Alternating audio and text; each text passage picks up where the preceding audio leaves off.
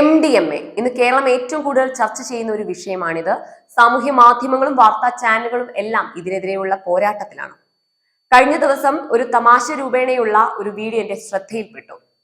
2K kids, അതായത് 2000 മുതൽ അതിനുശേഷം ജനിച്ച കുട്ടികളെ ഇന്നത്തെ സോഷ്യൽ മീഡിയ അഭിസംബോധന ചെയ്യുന്ന വാക്കുകളാണ് 2K കിഡ്സ്, അതുപോലെ തന്നെ 90s കിഡ്സ്, അങ്ങനെ പലതും.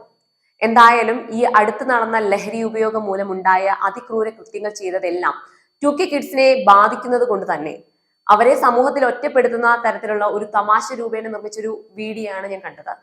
പക്ഷേ ഈ പറയുന്ന 2K കിഡ്സ് അല്ല MDMA പോലുള്ള മാരക ലഹരി മരുന്നുകൾ കേരളത്തിലേക്ക് കൊണ്ടുവരുന്നത് അല്ലെങ്കിൽ കൊണ്ടുവന്നത്. ഇവർക്ക് മുൻപുള്ള തലമുറയാണ്, അല്ലെങ്കിൽ 80-90 കാലഘട്ടത്തിലും ജനിച്ച തലമുറയാണ് ഇത് ലോകത്തിന് മുൻപിൽ ഇതെല്ലാം പരിചിതമാക്കിയത്. പക്ഷെ കുറ്റം പുതിയ തലമുറയ്ക്കല്ലേ? അതിന് കാരണം അവരല്ല, സമൂഹമാണ്. അവർ ജനിച്ചു വീണ സമൂഹം ശരിയല്ലായിരുന്നു. കൈവെട്ടുക, കാൽ വെട്ടുക എന്ന് പറയുന്ന പാർട്ടികളുടെ മുദ്രാവാക്യമാണ് ചാനലുകൾ തുറന്നാൽ ഇവർ കണ്ടുകൊണ്ടിരുന്നത്. ഇന്നത്തെ സിനിമകൾ തരുന്ന സന്ദേശങ്ങളും ഇതുപോലുള്ളവ തന്നെയായിരുന്നു. ഇന്നത്തെ വീഡിയോയിൽ ഞാൻ പറയാൻ ഉദ്ദേശിക്കുന്നത് എന്താണ് MDMA? ഇത് കേരളത്തെ ഇല്ലാതാക്കാനുള്ള ഒരു വജ്രായുധമാണോ യഥാർത്ഥത്തിൽ?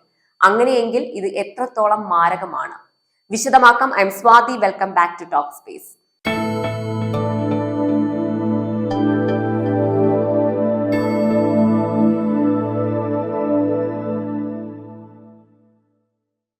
മെഥൈലിൻ ഡയോക്സി മെത്താഫെറ്റമിൻ ഇതൊരു സിന്തറ്റിക് സൈക്കോ ആക്റ്റീവ് ഡ്രഗ് ആണ്. ഇതിന് സ്റ്റിമുലന്റ് ഹാലുസിനോജനിക് എഫക്റ്റുകളുണ്ട്. അതിൽ തന്നെ വ്യക്തമാക്കാം ഇത് എത്രത്തോളം അപകടകാരിയായ ഡ്രഗ് ആണെന്നുള്ളത്. മയക്കുമരുന്നുകളിലെ അപകടകാരി MDMA മനുഷ്യരാശിയെ ഇല്ലാതാക്കാൻ ശേഷിയുള്ള വമ്പൻ. ഒരു വട്ടം അകത്ത് ചെന്നാൽ വീണ്ടും വീണ്ടും അതിലേക്ക് ആകർഷിക്കാൻ ശേഷിയുള്ള ഒന്ന്. മുതിർന്നവരെന്നോ കുട്ടികളെന്നോ എന്നൊന്നുമില്ല. ഒരു വട്ടം ഉപയോഗിച്ചാൽ ഇതിനെ തേടി ലോകത്തിന്റെ ഏത് കോണിലും എത്തിച്ചേരും. അത്രയും പവർഫുൾ ആണ് ഇത്. ക്രിസ്റ്റൽ രൂപത്തിലാണ് ഇത് കാണുന്നത്. ഇതിന് പല പേരിലാണ് മാർക്കറ്റിൽ അറിയപ്പെടുന്നത്. കല്ല്, പൊടി, ഐസ് മെത്ത്, കൽക്കണ്ടം, അങ്ങനെ പല പേരിൽ ഇത് അറിയപ്പെടുന്നുണ്ട്. ഇത് പണ്ട് നമ്മുടെ എല്ലാം ഇടയിൽ ഉണ്ടായിരുന്നു. പക്ഷെ അന്ന് ഇതൊന്നും ആരും അറിഞ്ഞിരുന്നില്ല. അന്നും ഇത് വെറും ഒരു മയക്കുമരുന്ന് പൊടി മാത്രമായി കണ്ടിരുന്നുള്ളൂ.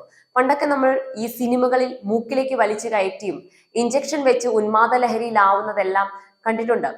അന്ന് ഇത് സുലഭമായിരുന്നില്ല.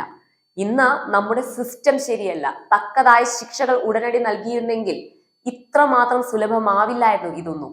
ഇന്ന് ഇതുകൊണ്ട് നടക്കുന്ന ഏജന്റുമാർക്ക് നല്ല രീതിയിൽ പിടിപാടുണ്ട്. സ്കൂൾ കുട്ടികളെ ഉൾപ്പെടുത്തിയാൽ ആർക്കും സംശയം ഉണ്ടാകില്ല എന്നുള്ള തിരിച്ചറിവ്. അങ്ങനെ സ്കൂൾ ക്യാമ്പസുകളിലെ അടുത്തുള്ള പെട്ടിക്കടകളിലെ ഭരണിക്കുപ്പികളിൽ അലങ്കാര വസ്തുവായി മാറി തുടങ്ങിയവ. കുട്ടികൾ വർണ്ണക്കടലാസുകളിൽ പൊതിഞ്ഞ പുതിയ മിഠായി കാണുമ്പോൾ ആകൃഷ്ടരാകുന്നു. വീണ്ടും വീണ്ടും വാങ്ങിക്കഴിക്കാൻ പ്രേരിപ്പിക്കുന്നു.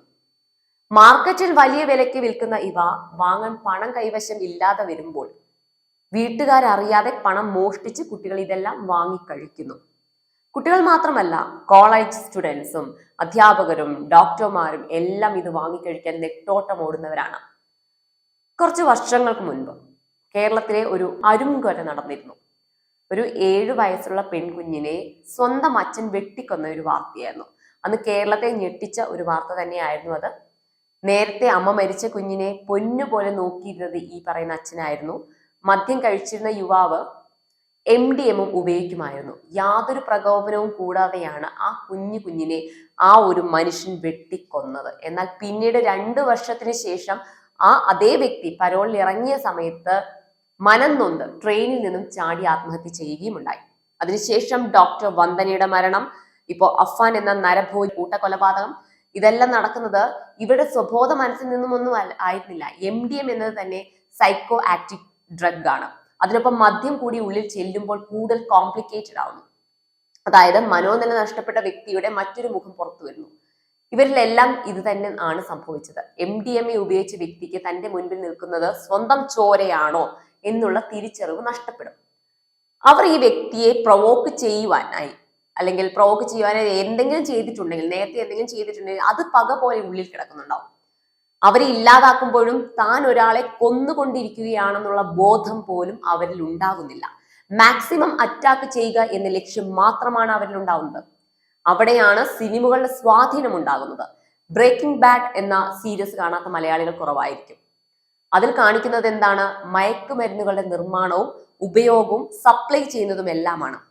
അതുപോലെ ഇടുക്കി ഗോൾഡ് എന്നുള്ളൊരു മലയാള സിനിമയുണ്ട്. അത് പ്രേക്ഷകർക്ക് സമ്മാനിച്ചത് എന്താണ്? കഞ്ചാവ് പോലുള്ളവയാണ്. പറഞ്ഞു വരുന്നത് സിനിമകൾ എന്നും ഇതിന്റെ ഉപയോഗം വർദ്ധിക്കാൻ കാരണമായിട്ടുണ്ട്. ഈ അടുത്ത് ഹിറ്റായി മാറിയ പല സൈക്കോ ത്രില്ലർ സ്റ്റോറികളും തരുന്ന മെസ്സേജ് ഭയപ്പെടുത്തുക അല്ലെങ്കിൽ ജാഗ്രതയോടെ ഇരിക്കുക എന്നതാണോ? അല്ല. അത് കാണുന്ന കാഴ്ചക്കാർ പലരും ഇതുപോലുള്ള ഡ്രഗ്സ് ഉപയോഗിക്കുന്നവരാണ്. എന്തിന്? സിനിമാ രംഗത്ത് തന്നെ ഇത് വ്യാപകമായി ഉപയോഗിക്കുന്നില്ലേ? എത്രയോ തവണ ഇതെല്ലാം പുറത്തു വരുന്നിട്ടുണ്ട്. എന്നിട്ടും നിയമത്തിനും കോടതിക്കും എന്തെങ്കിലും ചെയ്യാൻ സാധിച്ചിട്ടുണ്ടോ? ഇല്ല. ഇപ്പം കുറഞ്ഞ അളവിൽ പോലും ഇത് നമ്മുടെ ശരീരത്തിൽ എത്തിക്കഴിഞ്ഞാൽ സെറോട്ടോൺ പോലുള്ള ഹോർമോൺ ഉൽപ്പാദിപ്പിക്കപ്പെടുകയും അല്ലെങ്കിൽ ഇത് കഴിക്കുന്ന ആൾ വളരെ സന്തോഷവാന്മാരാവുകയും എനർജറ്റിക് ആവുകയും ഒക്കെ ചെയ്യുന്നു. എന്നാൽ ഇതെല്ലാം കുറച്ച് സമയം മാത്രമേ നമ്മുടെ ശരീരത്തിൽ നിലനിൽക്കുന്നുള്ളൂ. അത് കഴിഞ്ഞാൽ അയാൾ ഡിപ്രഷൻ സ്റ്റേജിലേക്ക്, ആ ഒരു അവസ്ഥയിലേക്ക് മാറുകയും ഉറക്കമില്ലാതാവുകയും ചെയ്യുന്നു. ഈ സമയങ്ങളിൽ അവർക്കരികിലേക്ക് ആര് വന്നാലും വരുന്നവർ അവരെ ഉപദ്രവിക്കാൻ വരുന്നതാണെന്നുള്ളൊരു തോന്നലാണ് അവിടെ ഉണ്ടാവുന്നത്. അതിനാൽ അവരുടെ പക്കൽ എപ്പോഴും ഒരു ആയുധം കൂടെ ഉണ്ടാകും. അതിന് സ്വന്തം കൂടപ്പിറപ്പാണെങ്കിലും അവരയാളെ അറ്റാക്ക് ചെയ്യാൻ വരികയാണെന്നുള്ള ഒരു തോന്നലായിരിക്കും ഉണ്ടാകുക.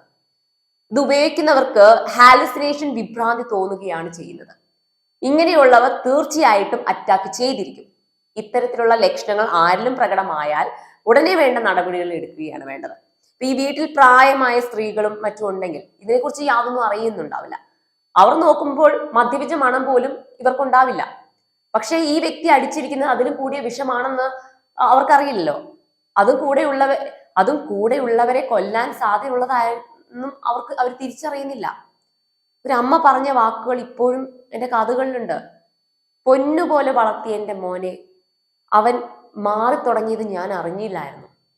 അമ്മയായിട്ടല്ല അവൻ എന്നെ കണ്ടിരുന്നത്. അവനും ഞാനും ഒന്നിച്ചായിരുന്നു കിടന്നുറങ്ങിയത്. എന്നാൽ പിന്നീട് എനിക്ക് അവന്റെ കൂടെ കിടക്കാൻ കഴിയില്ലായിരുന്നു.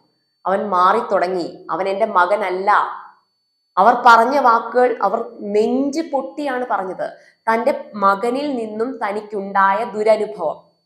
അവനെ ഒരിക്കലും മദ്യത്തിന് മണം അവർക്ക് തോന്നിയിട്ടില്ല. പകരം അവൻ എന്താണ് കഴിച്ചതെന്ന് അവർക്ക് അറിയാൻ പറ്റിയിട്ടുണ്ടായിരുന്നില്ല. മകൻ എവിടെ പോകുന്നുവെന്നോ ആരുടെ കൂടെ ചിലവഴിക്കുന്നുവെന്നോ ഒന്നും പല മാതാപിതാക്കൾക്കും അറിയില്ല. ചോദിക്കുമ്പോൾ പണം നൽകുന്നത് കൂടുതൽ അമ്മമാരാണ്, അല്ലെ? പണം നൽകിയില്ലെങ്കിൽ അവിടെ ഉണ്ടാകുന്ന പ്രശ്നങ്ങളെ ഓർത്ത് അവർ പണം നൽകിക്കൊണ്ടിരിക്കുന്നു. ഈ അഫാന്റെ ഉമ്മയും പണം നൽകാത്തതിന്റെ പേരിലാണ് ആക്രമിക്കപ്പെട്ടത്. അങ്ങനെ മക്കളുടെ പീഡനത്തിന് വെന്തുരുകുന്ന രക്ഷിതാക്കൾ ധാരാളം ഉണ്ട് ഇന്നത്തെ നമ്മുടെ സമൂഹത്തിൽ. ഇവിടെ അറിയേണ്ടത് മയക്കുമരുന്നുകൾ ഉപയോഗിക്കരുത് എന്നുള്ള ബോധവൽക്കരണമല്ല. എന്താണ് ഈ പറയുന്ന മയക്കുമരുന്നുകൾ, എങ്ങനെയാണ് ഇവ ശരീരത്തിൽ പ്രവർത്തിക്കുന്നത്, ഇതെങ്ങനെയാണ് മറ്റൊരാളെ ആക്രമിക്കാൻ കാരണമാകുന്നത്? ട്രെൻഡിനനുസരിച്ച് മാറുന്ന ലോകം പോലെ ഇതും ട്രെൻഡിനനുസരിച്ച് മാറും. പല രൂപത്തിൽ, പല ഭാവത്തിൽ. എത്രത്തോളം ഇതിനെ തടുക്കാൻ ശ്രമിക്കുന്നുവോ അത്രത്തോളം മറ്റു രൂപങ്ങളിൽ ഇവ പ്രത്യക്ഷപ്പെടും. അതുകൊണ്ട് ഒന്നിച്ച് പോരാടുക. നമ്മൾ ഈ കൊറോണ സമയങ്ങളിൽ നമ്മൾ ഒന്നിച്ച് നിന്ന് പോരാടിയപ്പോഴാണ് അത് നമ്മളെ വിട്ടു പോയത്. അതുപോലെ ഇതിനെയും ഒന്നിച്ച് നിന്ന് പോരാടുക.